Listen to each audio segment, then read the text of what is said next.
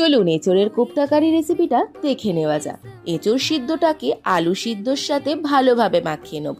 তার মধ্যে 1 চামচ করে হলুদ গুঁড়ো, লঙ্কার গুঁড়ো, আদা রসুন বাটা, একটা গোটা পেঁয়াজ কুচি আর স্বাদ মতো লঙ্কা কুচি দিয়ে বেসন দিয়ে ভালোভাবে মেখে নেব। মেখে নেওয়ার পর আপনার যেমন খুশি শেপ করে এই বড়াগুলো তৈরি করে নিন। আমি একটু থালায় বেসন রেখে রেখেছিলাম যাতে বড়াগুলো একদম ফেটে না যায়। তারপর এই যে দেখুন টেক্সচারটা। তারপর গ্রেভির দিকে যাই আমরা। তেলের মধ্যে গোটা গরম মশলা দিয়ে আমরা দিয়ে দিয়েছিলাম পেঁয়াজ কুচি, আদা রসুন বাটা আর টমেটো বাটা।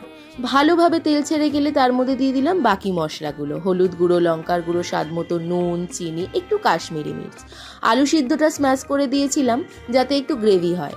তারপর এই গ্রেভি থেকে তেল ছেড়ে গেলে তার মধ্যে জল দিয়ে ভালোভাবে ফুটিয়ে আর বড়াগুলো দিয়ে দিয়েছি। আর রেডি আমাদের এঁচোড়ের কোপ্তাকারি। এই বৈশাখ মাসে কিন্তু একবার করে খেয়ে দেখতেই হবে। টাটা।